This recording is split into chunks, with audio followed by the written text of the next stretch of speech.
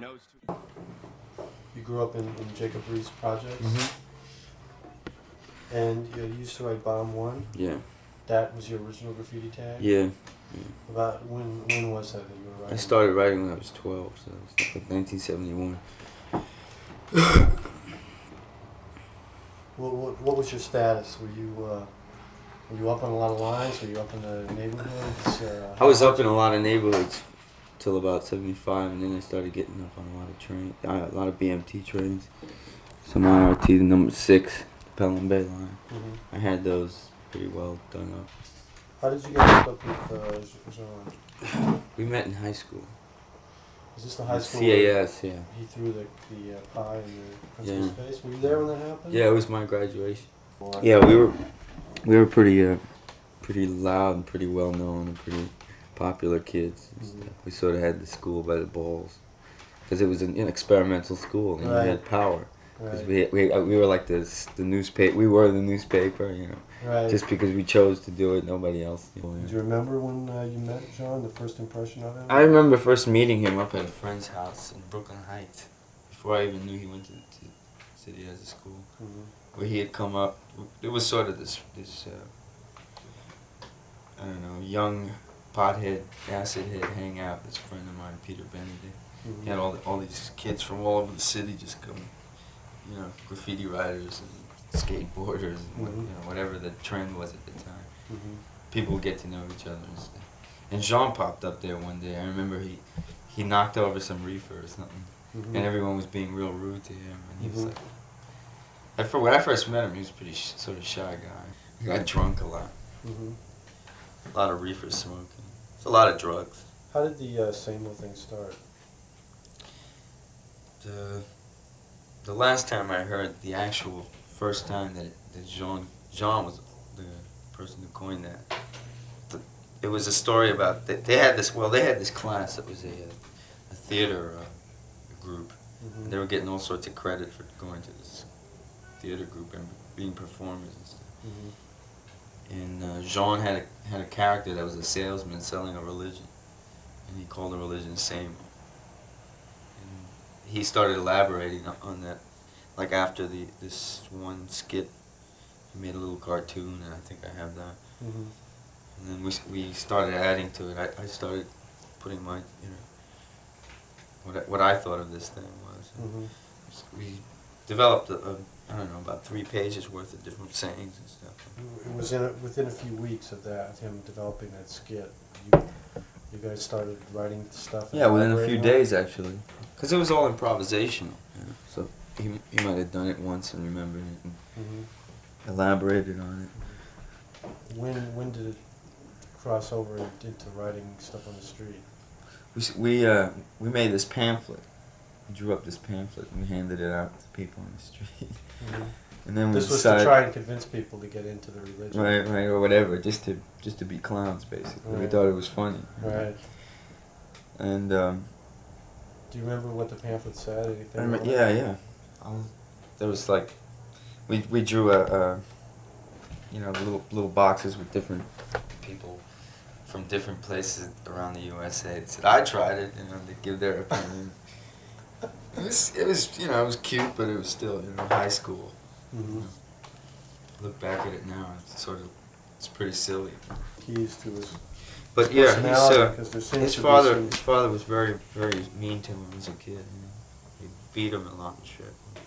And what about his original mother? She left? Well, that's another horror story. This will give you a little idea of where he gets his energy from.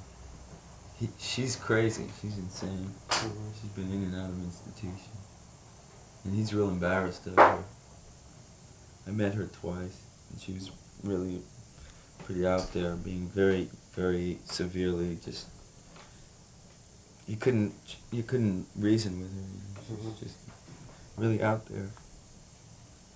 In her trip of, oh, you know, I want you to, you know, get a job at the post office. You know, it's a good job. You know, you'll be secure. And he's like, but I want to be an artist.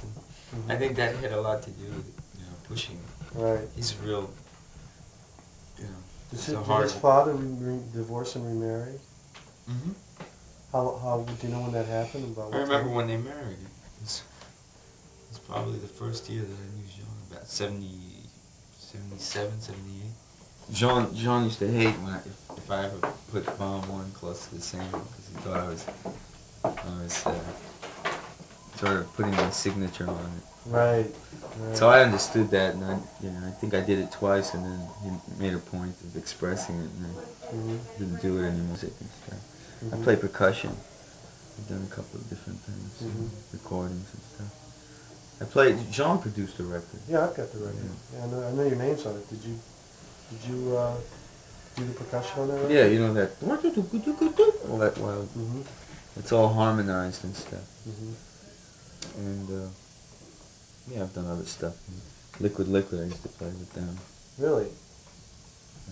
Played on 2 of their records. Mhm. We spoke once during that period. I think it was like a 8-month period or something. Mhm. He was in pretty bad shape. He was shooting up a lot, living on 12th Street. Mhm. What was the conversation? He was just getting on my case, and I was just sort of listening to him, looking at him. He was so fucked up. It was very strange, you know. Mhm. We were both real tense, and he was reminding me of lousy things that I had said to other people about him, which were, I guess I was guilty of it. Right. We were both, tense to try to become friends again, but Mhm. it never happened really. But after the record and stuff, we see each other, say hello, smoke a joint, but it's hard to. Him getting you involved in the record was and the act that was sort of like to smooth things out between you. Is Yeah, that what yeah, I it was? think it was partly. Actually. Do you have a favorite painting? Yeah, St. Joe Louis. You know that painting? I like that one. Which show was that in? I think it was 80, 1983. 83, 80, somewhere between 83 and 84. Was that at Sean Mary Boone's, or where was I think it was at the Fun Gallery. why do you think he's always throwing the crayons? I mean, obviously that's like a throwback to graffiti. Yeah, it's a throwback. It's a hook. You know? Mm-hmm. He's real clever. He's a clever son of a bitch, man. He knows how to pick things and put them together and know that somewhere it reminds you of something. So. He Mm-hmm. always says things in Spanish that are really funny, like from when you were a kid, you'd hear like really funny curses from older people. Mm-hmm. They're just, like he just knows how to pick good, strange words and stuff. Mm-hmm. What about the repetition of words like asbestos and tar town? Was that a coming out of the same old thing? Political activism thing? Or? Yeah, but that was more Jean. That was definitely more Jean. Like more blank or something. Mm-hmm. Also, he was doing a lot of blow at that time. I know that could affect. Right.